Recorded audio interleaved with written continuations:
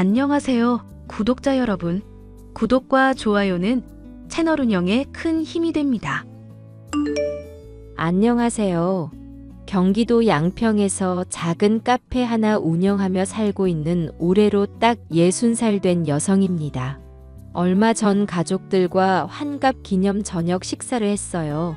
남들은 거창하게 파티니 뭐니 하지만 가족끼리 소소하게 모였습니다.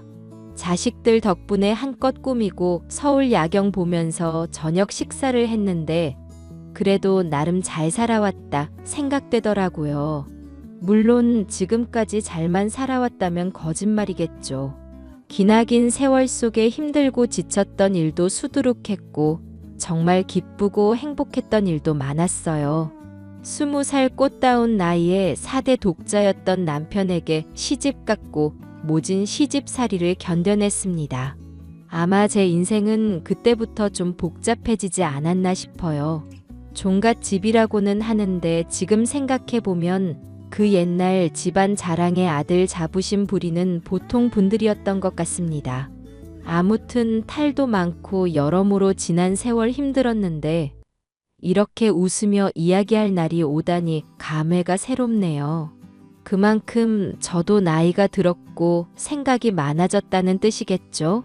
오늘 제가 여러분께 들려드릴 이야기는 제가 살아온 인생 이야기예요. 그 중에서도 아들과 관련된 이야기를 해볼까 합니다. 그럼 시작할게요. 얘, 너 강이 좋아하는 치킨인지 뭔지 사왔냐? 오늘 마침 장날이라 내가 아까 다녀오라 했잖니. 어머니, 강이 아토피 치료 때문에 당분간 튀긴 음식, 닭고기 안 된다고 하셨어요. 그래서 일부러 안 사왔어요. 뭐? 너 우리 집 5대 독자 굶겨 죽일 셈이냐? 먹고 싶다는데 먹게 해줘야지. 어미가 되어서는 인정머리도 없고. 제가 일부러 안 먹이는 것도 아니고 건강 생각해서 먹이는 건데 어머니도 강이 아토피 심한 거 아시잖아요. 밤에 자면서 벅벅 긁는데 겨우 약으로 버티고 있고요. 그러게 누가 그렇게 나으래? 우리 집안에 생전 그런 적 없는데. 너 몸이 어디 안 좋은 건 아니냐? 우리 집처럼 좋은 유전자 가진 사람들한테 아토피가 뭐냐, 아토피가. 어머니는 왜 무조건 제 탓만 하세요? 아이들이 예민하면 그럴 수도 있는 거고 환경적인 요인이 작용할 수 있는 거고요.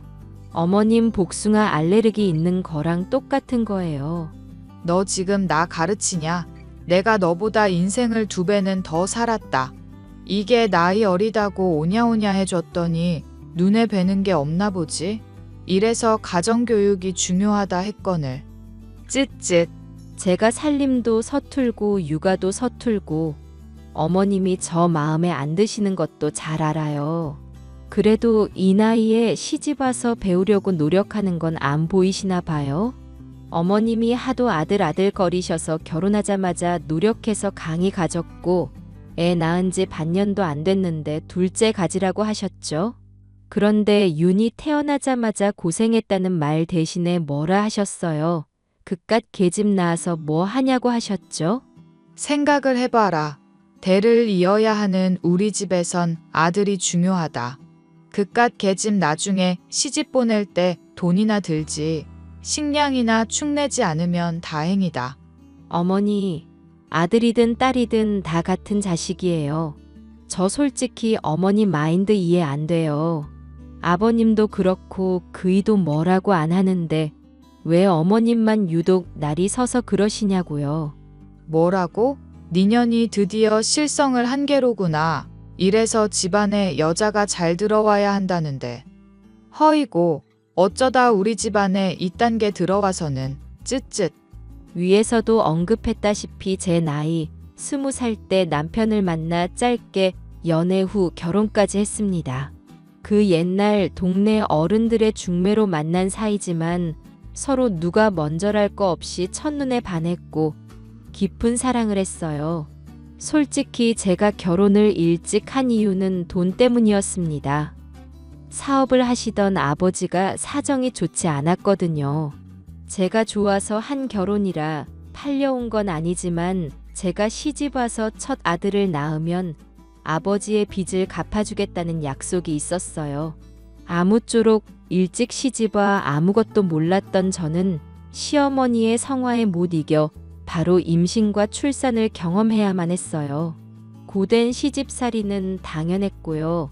종갓집에서 5대 독자로 태어난 아들은 정말 금지옥엽 오냐오냐 자랐습니다. 당연히 저와 딸아이는 찬밥 신세였고요.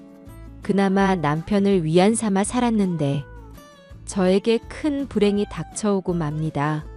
바로 아이들이 초등학교에 입학하기 전 남편이 갑작스레 사고로 사망하면서 그 희망도 없어졌거든요.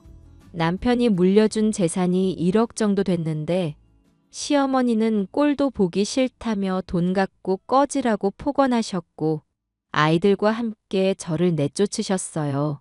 따뜻하게 몸을 늘 집은 있어야 해서 방 2칸짜리 반 지하집을 전세로 얻고 조그마한 가게를 운영하며 살았죠. 웃긴 건 시댁에서는 죽은 남편이 생각난다며 아들을 명절이나 생일 땐 꼭 불렀습니다. 당연히 딸아이와 저는 여전히 나몰라라였고요. 그렇게 오냐오냐 키워진 아들은 매번 사고 치고 다니기 일쑤였고 항상 뒷수습은 제가 아니면 시댁에서 해결해야 했어요. 강희야, 너 언제 정신 차릴래? 이제 대학도 졸업했으니 취업해야지. 언제까지 집에서 백수로 놀 거야?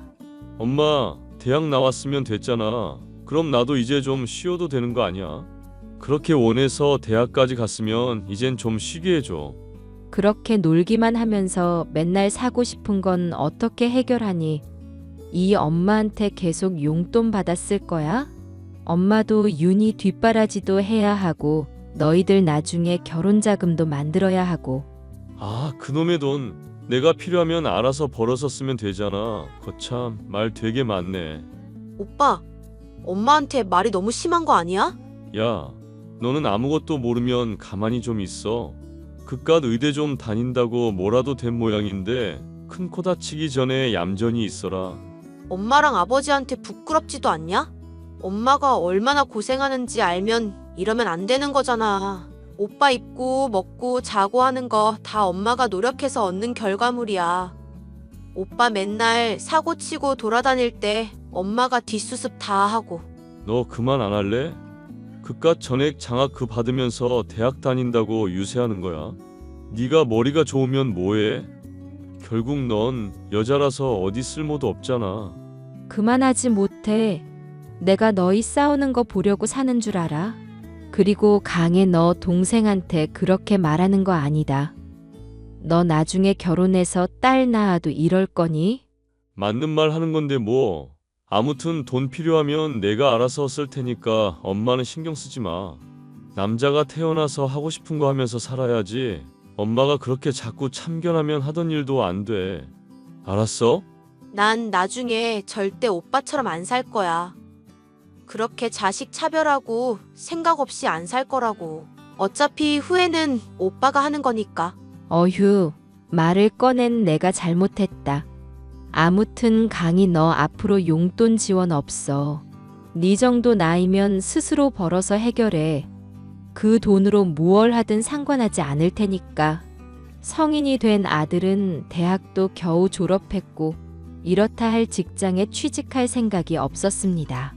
돈이 필요하면 그때마다 단기로 아르바이트를 종종 했고 가끔 시댁에서 시어머니가 돈을 조금씩 붙여주시나 보더라고요.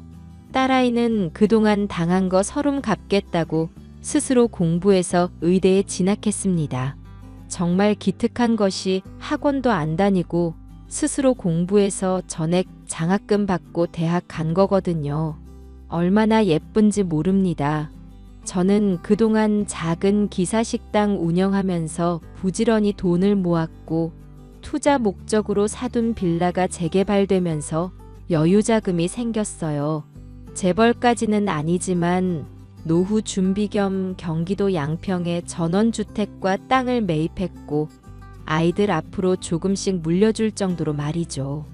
아들은 시골에서 못 살겠다길래 서울에 오피스텔을 얻어주었고 딸은 기숙사 생활을 해서 저 혼자 양평으로 내려왔습니다.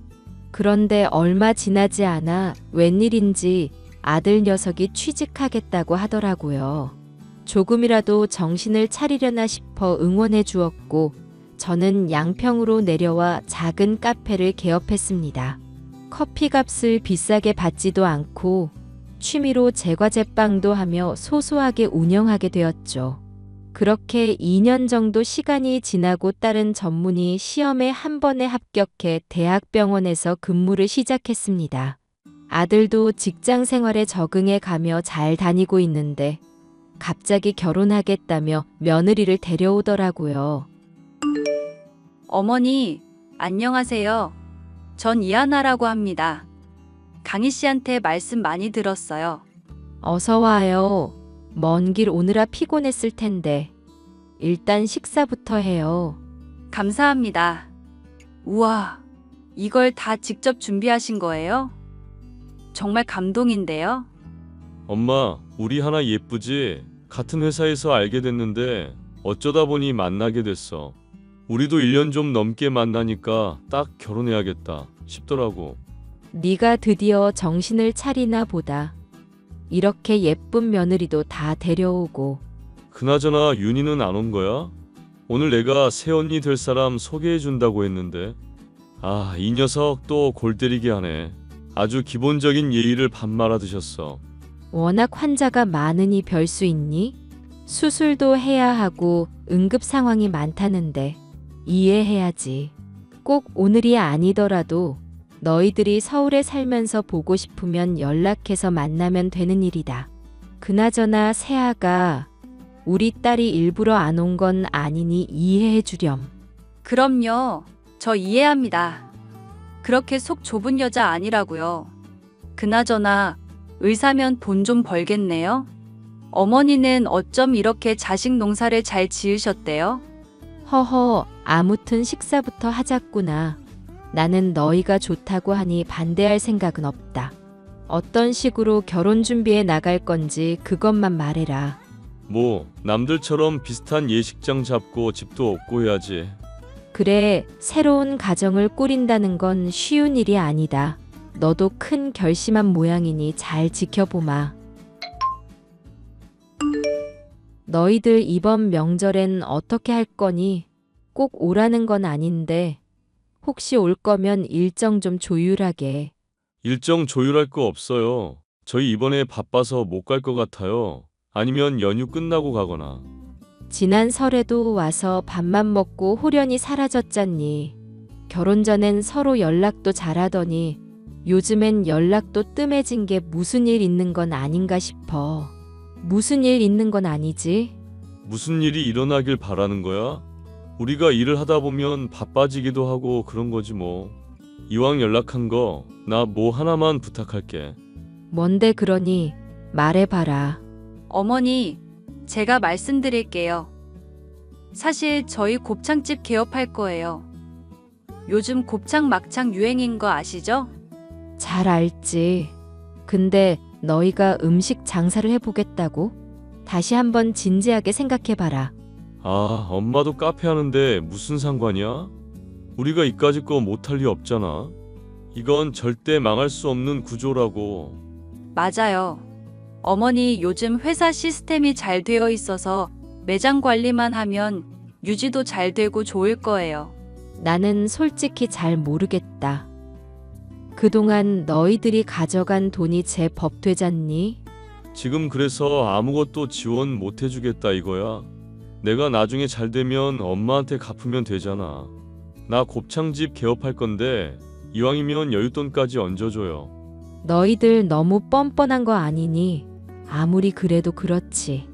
며느리는 보통 집안에서 태어나고 자란 평범한 사람이었습니다. 아들과 회사 내 동아리에서 만났다고 하는데 외모와 행동 그리고 언행이 참 어울리지 않더군요.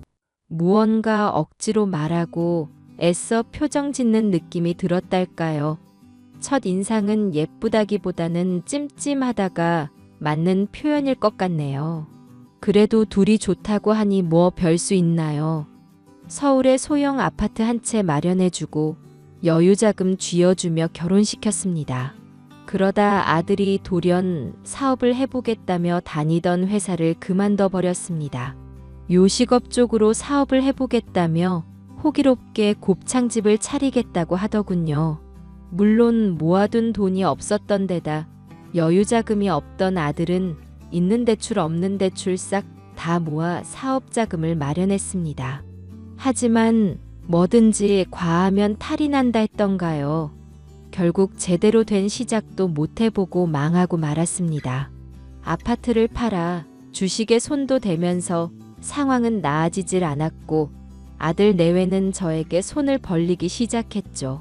처음에는 10만 원, 20만 원 소액이었습니다.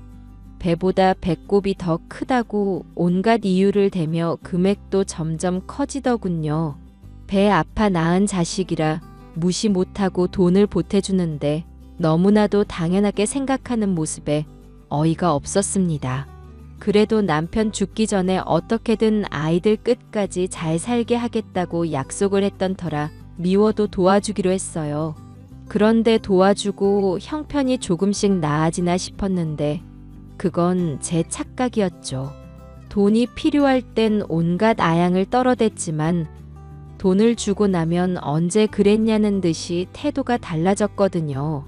이미 실패 경험이 있어서 더 잘하겠지 싶은 마음에 선뜻 돈을 내주었습니다. 당시엔 그게 최선이었어요. 엄마, 요즘 오빠 사업 잘 된대? 어떻게 돼가는지는 물어봤어? 글쎄다. 아무 말 없는 거 보면 잘 돼가는 것 같기도 하고. 엄마는 그런 거에 관심도 안 가지고 뭐해. 요즘 사람들이 관심 받는 거 싫어해도 어느 정도는 관심 있는 척 해줘야지. 엄마는 SNS 안 하니까 보기 어렵겠다. 내가 새언니 근황 좀 살펴봐야겠어. 적은 돈도 아니고 그 난리를 피웠는데 뭐라도 하고 있지 않을까? 그렇게 안일하게 생각하면 안 돼.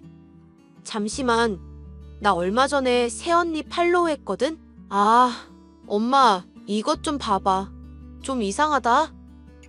오빠네 사업 안 돼서 사정 안 좋은 거 아니야? 그래서 엄마한테 돈 빌린 거 아니냐고. 그렇지. 근데 왜 그러니? 엄마 왜냐니? 이걸 좀 봐봐. 사업 보기 좋게 망해서 집에 있는데 집에 있다는 사람이 명품을 사재기해?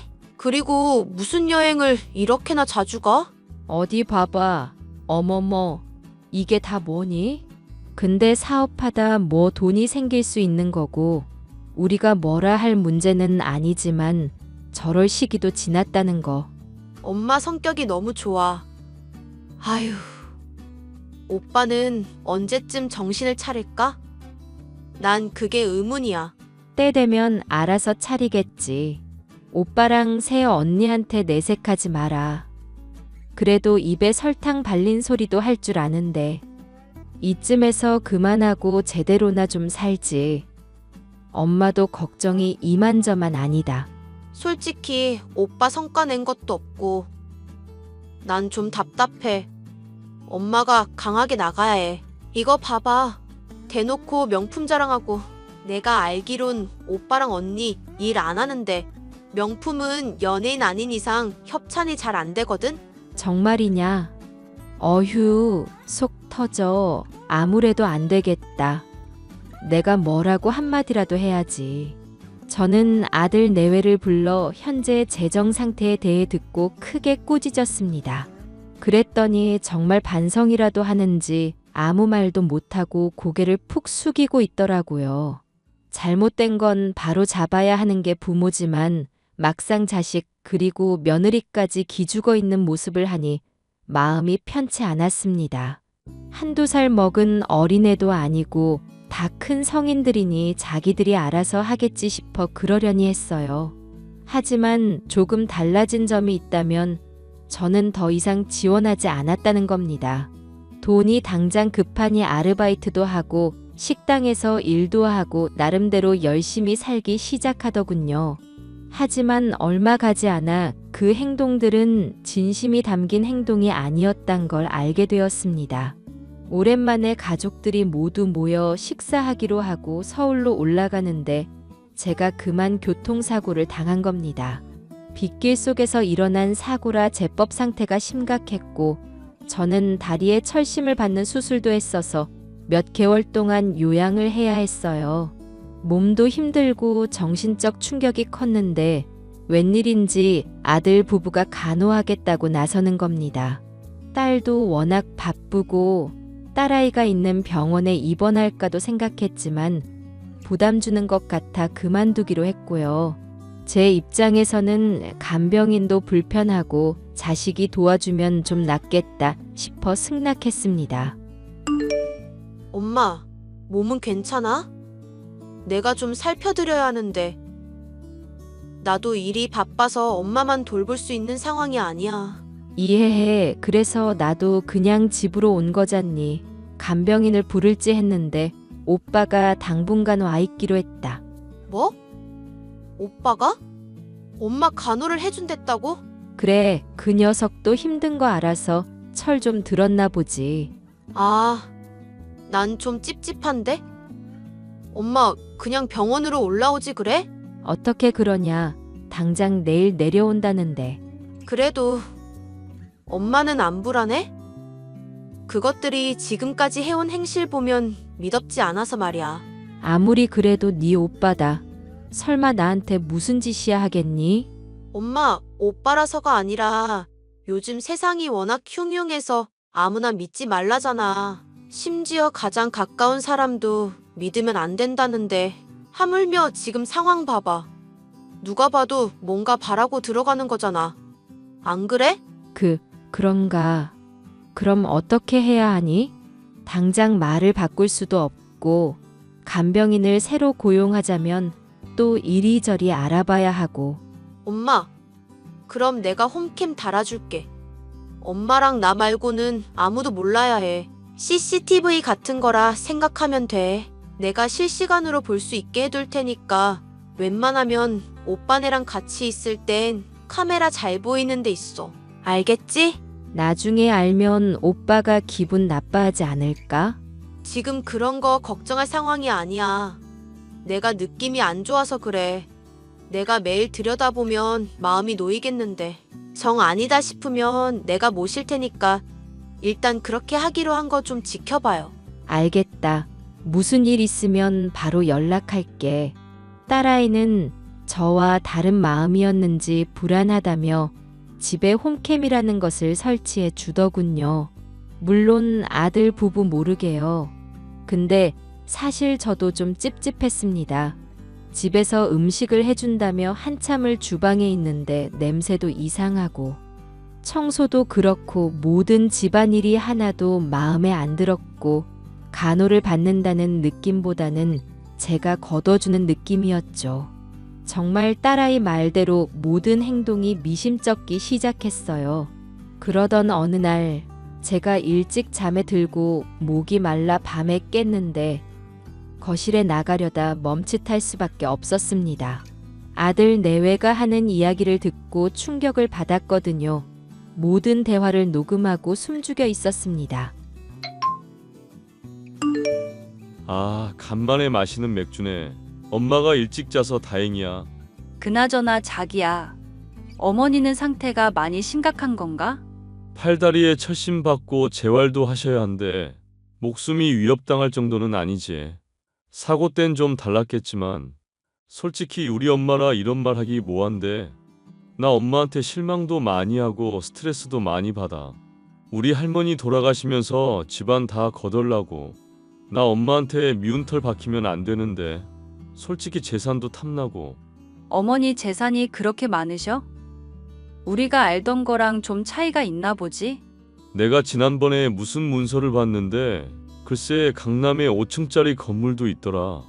대충 주소 보니까 사거리에 카페랑 생활용품점 있는 자리 알지? 그 부근이더라고. 크크. 이야, 어머니 부자네.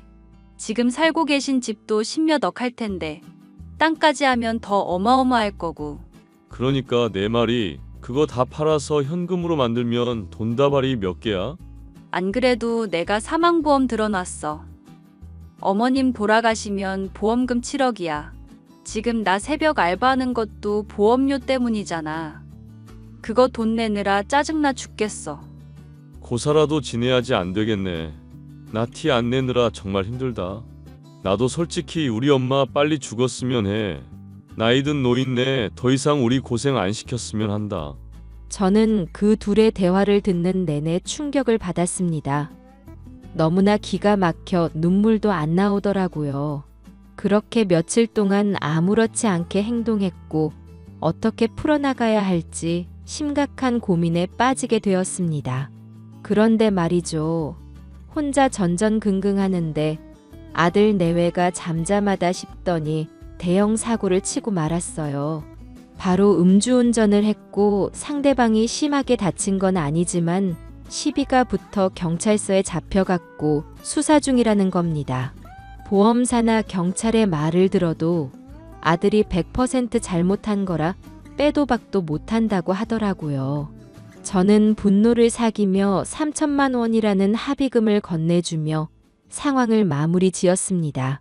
술에 취해 감정 조절도 못하고 한참을 소리치던 아들은 늦은 오후가 되어서야 정신을 차렸습니다.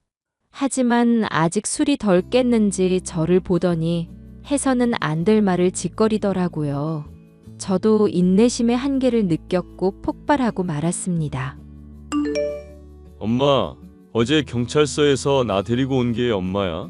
그래, 새아가는 몸이 쑤신다며 병원에 입원했고 택시 기사 도움받아서 너 겨우 옮긴 거야.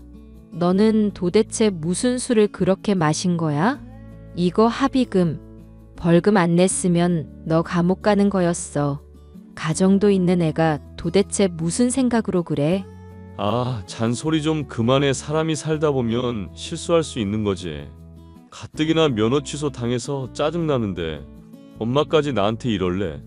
엄마니까 너한테 이런 잔소리를 하는 거야.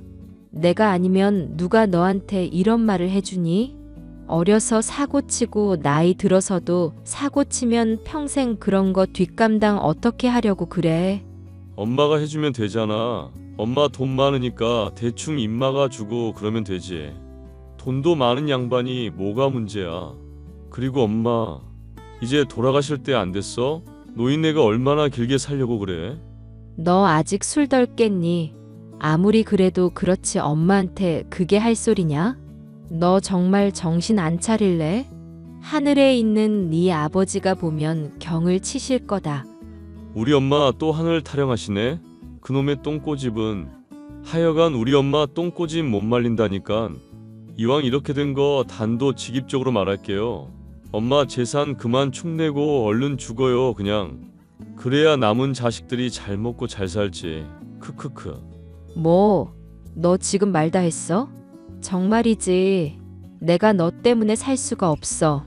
그러니까 빨리 죽으라고요. 자식들한테 뭐 줄지 많이 재지 말고 똥꼬집 좀 피우지 말란 말이야. 미친놈 똥고집이 뭔지 제대로 보여줄게. 네? 갑자기 왜 그래? 그러면 내가 겁이라도 먹을 줄 알고? 너 이 차용증 기억하니? 그럼 다 기억하지.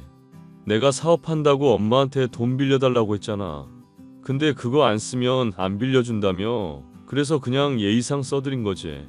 이 무지한 놈아, 넌 문서를 제대로 읽어보지도 않고 사인을 해? 사업을 하겠다는 놈이 기본적인 마인드가 안 잡혀 있어. 다시 차근차근 읽어봐. 변호사 선임해서 공증까지 받은 거니까 법적 효력이 있다.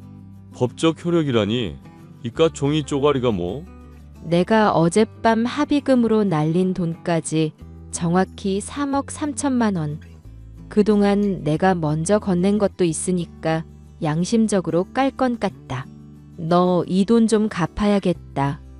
내 노후 자금이 좀 부족해서 말이지. 엄마, 그게 갑자기 무슨 소리야? 돈을 갚으라니. 그거 그냥 형식적으로 쓴 거 아니었어? 너는 형식적으로 쓴 문서를 공증받니? 지금 당장 짐 싸서 너희들 살던 곳으로 가. 그리고 정신 차리기 전까진 찾아오지도 말고 더 이상 너희 부부 봐주기 싫다.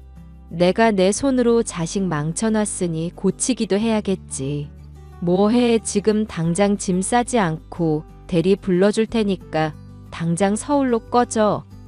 엄마, 정말 이럴 거야? 이럴 거야. 그러니까 더 큰 소리 나게 하지 말고 꺼져. 가서 네 마누라한테 술 깨게 설탕물 타달라 그러고 냉수 한 잔 마시고 뭐가 잘못됐는지 생각해봐라. 그리고 합의금. 그것도 그냥 갚아준 거 아니야. 다 너희들이 갚아야 할 빚이야. 착각하지 마. 저는 아들 부부를 집에서 쫓아내 버렸습니다. 정말이지 그대로 두었다간 무슨 사달이라도 날 모양이었거든요. 술 기운 때문인지 모르겠으나 제가 눈앞에 있는데도 빨리 죽으라는 둥 막말을 하는 거 보면 이미 제정신이 아니었어요. 아들은 쫓겨나듯이 집을 나섰고 그 뒤로 한참 동안 연락이 없었습니다. 몇 개월의 시간이 흘렀고 한참 날이 무더운 날 아들 녀석이 울면서 저에게 전화를 걸었더군요. 있는 힘껏 앓는 소리를 하길래 저는 카랑카랑한 목소리로 소리쳐 주었습니다. 엄마, 정말 미안해요. 나 한 번만 봐주세요. 제발요. 뭘 말이냐? 뭘 봐줘야 하는데?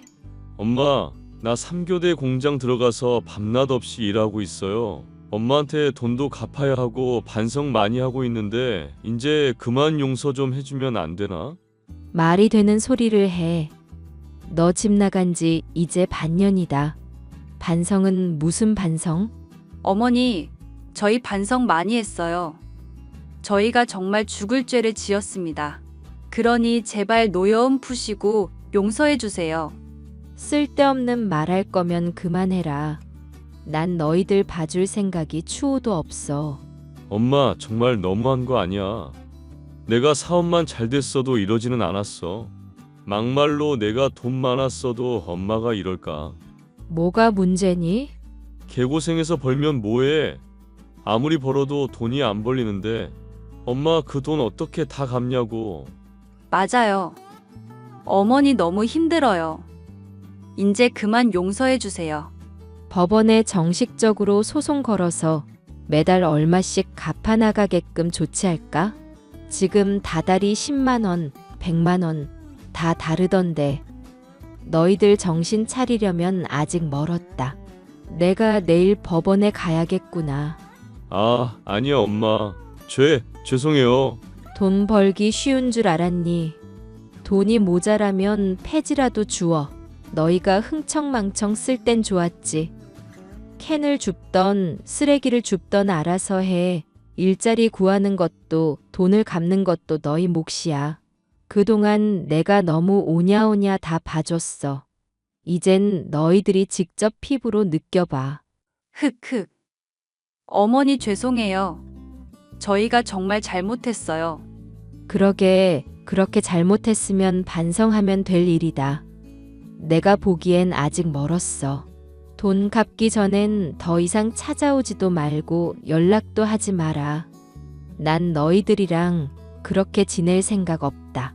알겠냐? 그렇게 10년 가까이 세월이 지났고 아들은 아직도 저에게 돈을 갚아나가고 있습니다. 저에게 너무 독하게 구는 것 아니냐 하시는 분들이 종종 있는데 3살 버릇 80까지 간다고 하잖아요. 버릇 없는 거, 생각 없는 거 완전히 개조시키진 못하겠지만 이렇게 시간 보내다 보면 언젠간 스스로 깨달을 겁니다. 아들 부부는 그 와중에 아이도 낳았어요.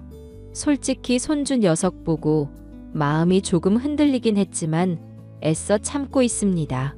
중간에 둘 사이에서 이혼 위기도 있었지만 며느리는 아이 때문에 다시 돌아온 거로 알고요. 저 역시 별다른 도움을 주지 않고 있답니다. 딸아이는 뉴스에도 나오고 방송도 몇 번 타더니 유명한 의사가 되었어요. 벌써 30 중반이 넘었는데 빨리 시집 갔으면 합니다. 아무튼 제 사연은 여기까지입니다. 저는 카페도 운영하고 소소하게 농사를 짓느라 정신없는 노후를 보내고 있어요. 아들 부부와 1년에 한 번 정도 생사 여부 확인하느라 식사 한 번 정도는 하고 살아요. 아들이 정신을 언제 차릴는지는 가늠 못하겠지만 언젠간 깨달으리라 믿고 제 사연 마칩니다.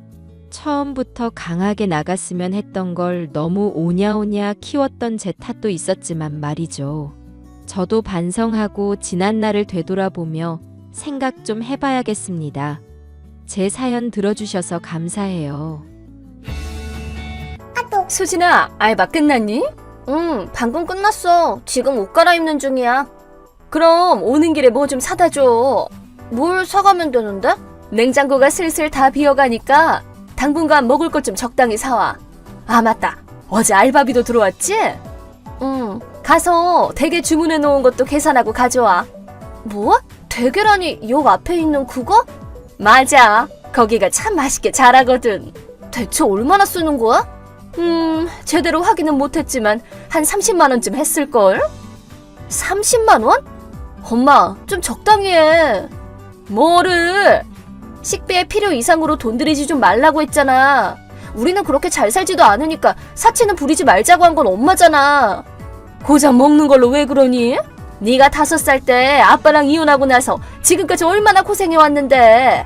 이제 너도 고등학생이고 알바도 하는데 그거 한 번씩 먹는 게 뭐 어때서 그래? 가끔씩이면 몰라도 이런 거 너무 자주 시켜 먹잖아. 나 학교 다니는데 드는 돈도 다 내가 내고 있다고.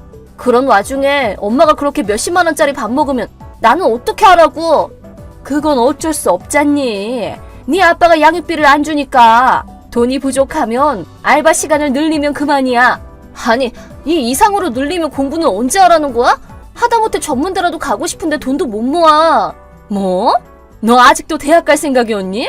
그럴 생각인데? 안 돼! 왜? 무슨 돈이 있어서 가겠다는 거야? 등록금 대출을 받든 해서 어떻게든 해보겠다고 말했잖아. 근데 그건 결국 돈을 빌리겠다는 소리잖아. 빚지고 그러는 건 절대 허락 못해. 엄마한테 피해 안 가게 가겠다고. 대학 가려고 하는 시점에서 이미 피해주고 있는 거야. 그런 거 생각할 시간이 있으면 하루라도 빨리 취직해서 엄마 호강시켜줄 생각을 해야지. 너무해. 나도 하고 싶은 것들이 있는데. 원망을 하려면 네 아빠한테 해라. 여자 만들어서 우리를 버린 네 아빠 잘못이야. 밤중에 죄송합니다. 혹시 김명현 씨 맞으신가요? 맞는데 누구시죠? 아빠, 오랜만이에요. 네? 아빠라뇨? 설마 수진이니? 네, 수진이에요. 엄마 핸드폰을 몰래 보고 아빠 연락처를 알아냈어요. 그랬구나. 너한테 연락이 올 줄은 꿈에도 몰랐어. 혹시 민폐인가요? 아니야. 얼마나 기쁜데. 벌써 10년, 아니 11년은 됐구나. 우리 딸은 올 봄에 고등학교 2학년으로 올라간 거지? 네, 맞아요. 잘 지냈니? 네, 아빠한테 존댓말 안 해도 돼. 알겠어, 아빠. 나는 잘 지내. 그렇구나. 다행이다. 잘 지내는구나. 한 번도 못 만나서 어떻게 살고 있나 걱정했거든. 나 물어보고 싶은 게 있어. 뭔데? 엄마가 아빠랑 만나는 걸 봤어. 어? 저번 주 일요일에 S역 근처 건물 5층 레스토랑에서. 몰래 엿들어서 미안하긴 한데 내 이름도 나오고 양육비 얘기를 하는 것 같아서 그게 아빠였나 싶었거든. 아, 그걸 봤구나. 반년에 한 번 정도씩 양육비를 주고 있단다. 정말? 처음엔 네 엄마가 송금만 하고 직접 만나는 건 싫다고 했는데 그렇게 하면 네가 어떻게 지냈는지 알 수가 없어서 금액을 조금 더 올리는 조건으로 한 번씩 직접 만나서 주는 걸로 합의봤어. 그리고 영수증 같은 걸 만들어서 수령했다는 사인도 매번 받고 있어. 그렇구나. 얼마씩 주고 있는데? 어? 엄마한테 못 들었니? 못 들었어. 반년에 1,000만 원씩 주고 있어. 1,000만 원? 그럼 한 달에 대충 160만 원은 되겠네? 그 정도 되지. 근데 왜? 엄마가 나한테는 양육비 받은 적이 없다고 했어. 뭐? 아빠가 돈이 없어서 이혼할 때 위자료랑 양육비랑 아무것도 못 받았다고. 그래서 돈이 없어서 나를 키우느라 고생 많이 했다고. 엄마가 그렇게 말했니? 어? 그리고 위자료라니 무슨 얘기지? 아빠 재혼했어? 아니, 이혼한 후로 쭉 혼자 살아왔지. 엄마가 아빠랑 엄마가 이혼한 게 아빠가 바람 피운 게 원인이었다고. 불륜 상대랑 새 가정을 꾸려서 나랑은 만나고 싶어 하지 않는다고 말했어. 뭐라고? 그래서 나는 고등학생이 된 후로 쭉 알바하면서 학교 다니는데 드는 돈도 다 내가 내고 생활비랑 식비도 어느 정도는 내가 알바한 돈으로 내고 그리고 대학도 포기하고 고등학교 졸업하면 바로 일하래. 그게 정말이니? 핑계로 들릴지도 모르겠지만 아빠는 오히려 수진이가 아빠를 보고 싶어 하지 않는다고 들었어. 그래서 엄마가 들려주는 얘기가 유일했었어. 몰라줘서 너무 미안하다. 아니야. 분명 아빠 잘못은 아닐 거야. 그니까 나 좀 만나주면 안 돼? 어? 내가 엄마한테 들어온 얘기가 사실과는 좀 많이 다른 것 같아서 엄마한테는 비밀로 하고 한번 만나서 얘기하고 싶어. 하긴 그렇네. 양육비를 어디다 쓰는 건지도 궁금한데 그럴 필요가 있겠다. 그래, 만나자. 응. 수진아, 오늘부터 여름방학이네. 알바 시간도 늘릴 거지? 다음 월급 타면 여행이라도 갈까? 알바 그만뒀어. 뭐? 그만뒀다고. 무슨 소리야 그게? 아, 다른 곳으로 옮겼단 소리니? 시급 더 주겠대? 아니, 이제 알바 안 해. 이번 방학 동안은 공부도 하고 놀기도 하면서 내 마음대로 보낼 거야. 뭐? 그게 무슨 소리야? 여름방학이 얼마나 돈 벌기 좋은 기회인데 이런 중요한 시기를 놓치면 안 되지? 정확하게 말하면 이제 알바 안 해도 살 수 있게 됐거든. 뭐? 아까부터 무슨 말을 하는 거니? 엄마, 지금 집이야? 방금 전에 일어났거든. 하긴 아침에 들어왔으니. 당연하지. 야간 근무였으니까 갔다 와서는 잠들지 않는 게 더 이상하지. 야간 근무? 그게 아니라 밤새 논 거겠지. 뭐? 엄마가 일 안 한다는 거 나 다 알아. 수진아, 엄마가 일한다고 하는 공장에 물어봤더니 그런 사람 없다고 하던데? 뭐? 적당히 하렴. 엄마가 일을 하니까 매달 이렇게 생활할 돈이 마련되는 거 아니야. 일을 안 하면 이런 돈은 다 어디서 났겠어? 그 돈은 내 양육비 아니야? 나 이제 그 집으로 안 돌아가. 수진아! 곧 누가 엄마한테 카톡 보낼 예정이니까 그 사람한테는 솔직하게 말하는 게 좋을 거야. 나야, 민경아. 김명현? 아, 뭐야 갑자기. 수진이가 말했던 사람이 당신이었어? 그래, 맞아. 아니, 잠깐만. 그럼 수진이는 지금 나랑 같이 있어. 아니, 뭔데? 난 수진이한테 당신 연락처 알려준 적 없는데? 수진이도 이제 고등학생이야. 자기 스스로 생각하고 행동할 만큼 다 컸어. 매일 함께 지냈으면서 딸이 얼마나 잘하는지는 몰랐나 봐. 아니, 수진이가 당신한테 연락을 하고 싶다는 생각을 할 리가 없다니까? 저번에 양육비를 건네줬던 현장을 수진이가 보고 있었대. 뭐? 아니, 그 레스토랑은 옆 동네인데? 게다가 수진이는 그때 알바 중이었을 텐데? 수진이가 알바하는 곳이 레스토랑인 건 알고 있었어? 그건 아는데 거긴 다른 가게야. 그날은 우리가 있던 점포에 자기 선배랑 같이 땜빵으로 들어갔었대. 뭐? 땜빵? 무슨 소리야? 일손이 부족할 때 다른 지점에서 임시로 도와주러 가는 걸 말하는 거야. 하여튼 그날 수진이는 우리가 있던 레스토랑에서 근무 중이었대.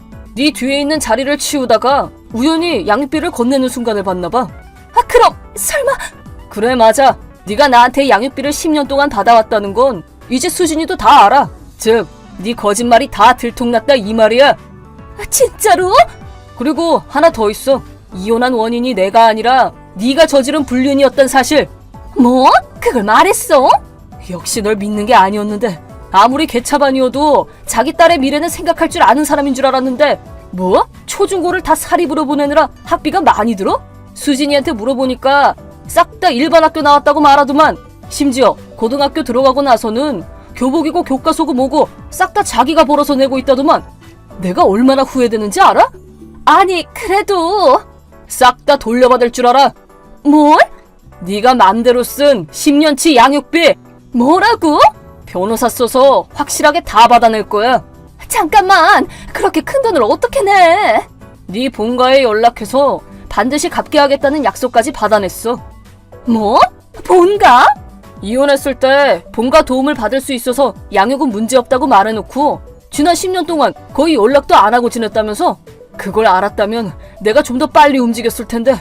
그래도 앞으로 양육비를 못 받으면 수진이 대학은 어떻게 해?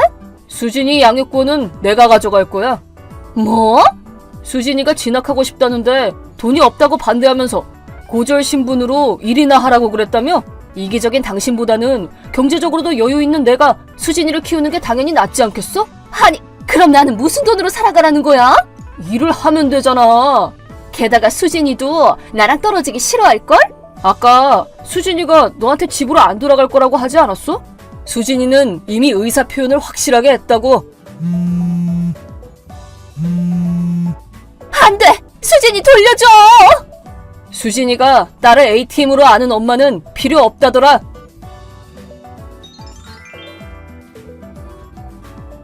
전처는 그제서야 집에 딸의 짐이 전부 사라져 있다는 것을 눈치챘다고 합니다. 딸과 제 핸드폰에 끊임없이 전화를 하고 몇백 통씩 카톡 보내는 걸 전부 무시하고 수신 거부까지 해놨습니다. 딸은 본인의 의사로 전학 가기로 했습니다. 엄마랑 살다가는 아무것도 못하게 될 거라고 의미 없는 시간을 보내기는 싫다고 하더군요. 여름방학이 끝나는 대로 등교할 수 있게끔 움직이는 중입니다. 제가 지급해온 양육비는 실제로 딸에게 쓴 부분도 있긴 했기에 제가 건넨 전에까지는 아니지만 1억을 분할해서 돌려받기로 했습니다. 전처는 지금 일을 해보는 것이 거의 처음이라서 자기랑 띠동갑인 어린 상사한테 혼나가며 매일 눈물을 흘리고 있다고 들었습니다. 현준아, 너 또 방에 틀어박혀 있니? 집안일도 좀 하고 그래. 뭐야, 지금 일하는 중인데. 일은 무슨, 또 게임이나 하고 있겠지. 이제 슬슬 일도 해야 되지 않겠어? 아빠가 돌아가신 지도 벌써 3년이 넘었잖아. 원래라면 네가 집에서 가장 노릇을 해야 되는 거야. 말했잖아, 지금 일하는 중이라고. 게임하는 게 일이야? 엄마가 이해를 못했을 뿐이야. 게임과 관련된 일도 있다고 전에 한번 설명해 줬잖아. 내가 이해를 못하는 건 일이라고 할 수 없어. 이해할 생각이 없으면 그냥 좀 냅둬. 그리고 집안일 얘기할 거면 채아한테도 하든가. 왜 나한테만 그래? 채아가 집안일을 얼마나 잘 도와주는데. 엄마가 일에 있을 때 밥도 해놓고 빨래랑 청소도 다 해놓는다고. 이렇게 잘하는 딸한테 내가 뭘 더 바라겠니? 아, 그래? 근데 사실은 그렇게 해놓는 사람이 나라고 말해봐야 안 믿을 거잖아. 어머, 동생이 해놓은 걸 왜 네가 했다 그러니? 그러고도 오빠가 맞아? 그럼 채아한테는 일하라는 소리를 왜 안 하는 건데? 걔도 이제 벌써 28살이잖아. 이대로 쭉 백수로만 살다간 큰일 날걸? 채아는 자기가 가사 도우미라고 말하던데? 그건 그냥 일하기 싫다는 어줍잖은 핑계잖아. 실제 가사 도우미들한테 신뢰 아니야? 적당히 해. 너야말로 아무것도 안 하는 백수 주제. 네 얘기만 쏙 빼놓고 남 운운하지 마. 채아는 그나마 집안일이라도 하니까 괜찮아. 신부 수업 같은 거지 뭐. 채아처럼 예쁘고 조신한 여자애는 시집만 잘 가도 그만이야. 일 안 해도 상관없다고. 그러셔? 아니, 그보다 너는 네 앞가림부터 좀 해. 나이도 30이 넘었는데 집에만 틀어박혀서 뭐 하는 거니? 그러다가 결혼도 못한다. 일 잘하고 있다고 몇 번을 말해. 돈도 나름 잘 벌고 여자친구도 있어. 없는 말 지어내지 말고. 봐, 안 믿잖아. 너 자꾸 그럴 거면 그냥 집 나가서 혼자 살아. 헐, 내가 나가도 상관없겠어? 할 수 있으면 한번 해봐. 돈도 안 벌고 집안일도 똑바로 못하고 네가 할 수 있는 게 대체 뭐가 있는데?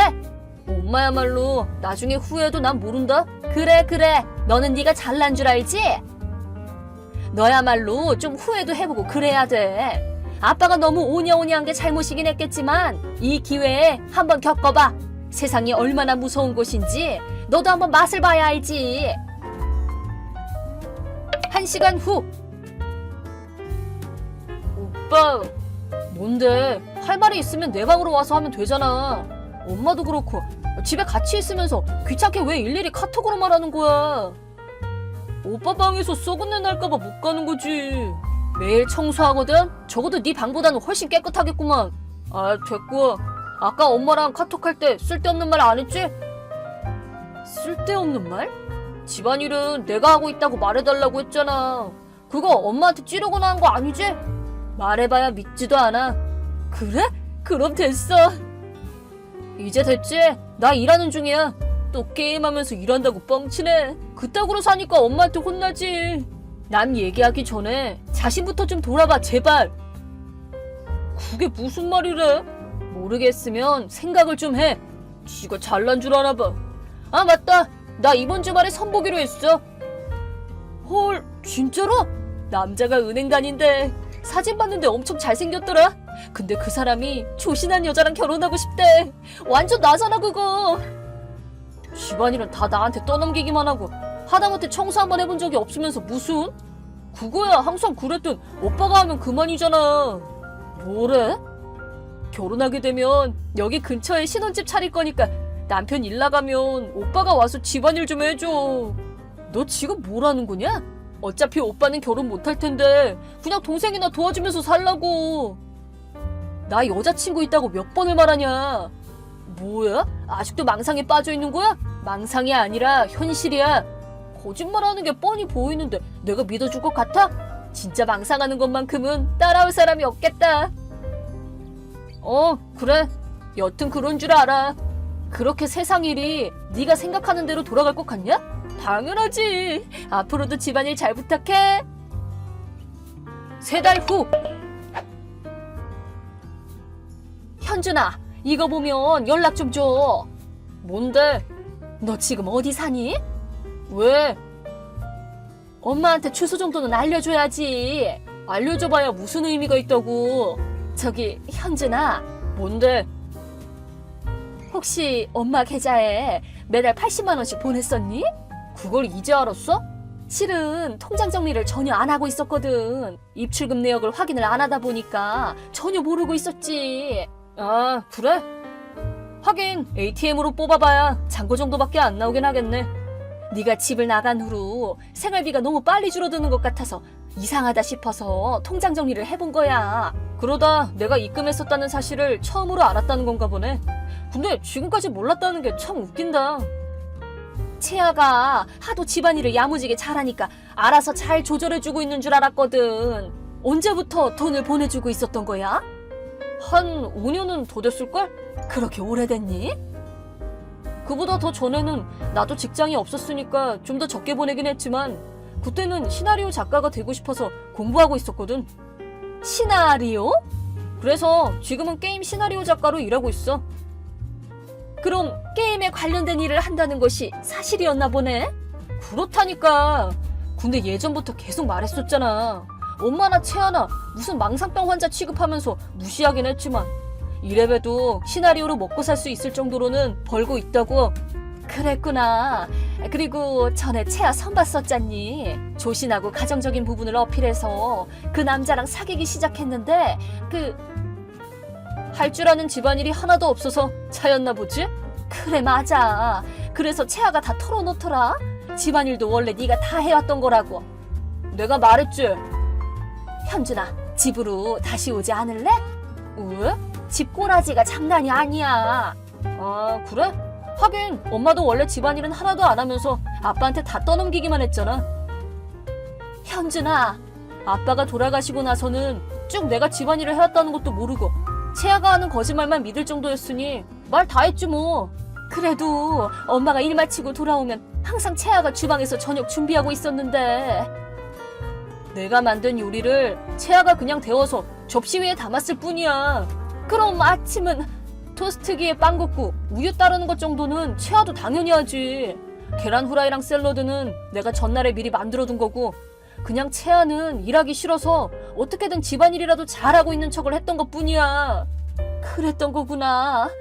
난 그런 집안 상황이 걱정돼서 일부러 본가에서 지냈던 건데 나를 내보낸 건 엄마야. 현준아, 안 가. 왜? 여자친구랑 동거하는 중이거든. 뭐야? 여자친구가 있다는 것도 진짜였어? 진짜 몇 번을 말하냐고. 그럼 여자친구도 데리고 와서 같이 살아도 돼. 싫어. 왜? 내 여자친구한테 집안일 떠밀고 나 몰라라 할 게 눈에 뻔히 보이니까 설마 그렇게 노골적으로 그러겠니? 말해두는데 내 여자친구는 민영이야. 민영이라면 걔 말하는 거야? 채아 고등학교 동창? 맞아. 그래? 그러면 오히려 더 잘 됐네. 민영이는 채아 절친이잖아. 아, 채아가 그 사실에 대해서는 털어놓은 게 없나 봐? 왜? 뭔데? 학교 다닐 때 채아가 항상 숙제를 민영이한테 시켜서 지가 한 것처럼 하고 다녔어. 뭐? 그리고 당시에 민영이가 사귀던 남자친구도 채아가 빼앗은 적도 있고. 빼앗아? 그리고 이건 증거가 없어서 그냥 흐지부지 넘어가긴 했지만 시험 볼 때마다 컨닝했었고 교사를 몸으로 유혹해서 시험 문제를 빼냈다는 소문도 있더만. 아니, 우리 채아가 그런 짓을 했다고?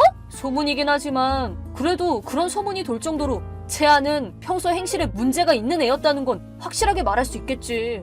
민영이나 나나 채아한테 이용당한 피해자라고. 그때 내가 집을 나간 건 이 모든 것을 폭로할 수 있는 기회라고 생각했기 때문이야.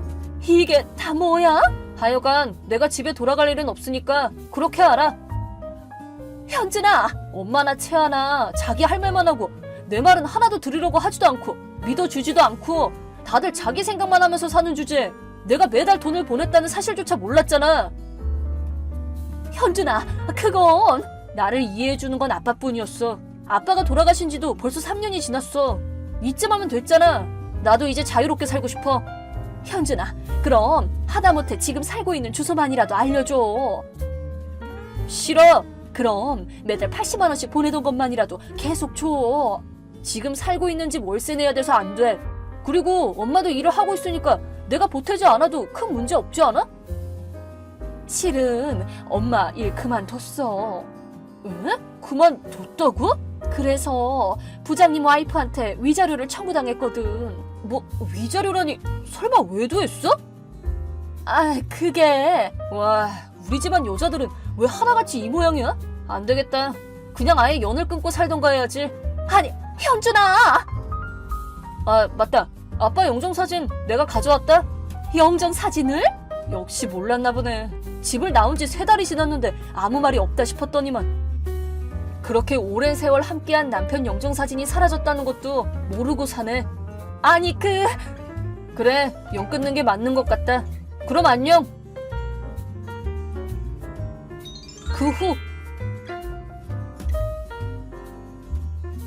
그 후에 채아가 엄마한테 얘기를 들었는지 제게 카톡으로 장문의 욕설을 퍼부었는데 말의 내용이 너무 자기 멋대로인데다가 횡설수설하고 뭔 말인지 알아들을 수도 없어서 그냥 무시했습니다. 그 후에 아예 핸드폰 번호랑 카톡 아이디도 바꿔버리고 지금은 평온하게 지내고 있습니다. 그리고 저와 민영이는 본가랑 멀리 떨어진 곳으로 이사를 왔습니다. 여기 주소는 제 사정을 알고 있는 아빠 쪽 친척들과 민영이의 부모님께만 알려놨으니 엄마와 채아가 갑자기 찾아올 걱정도 없습니다.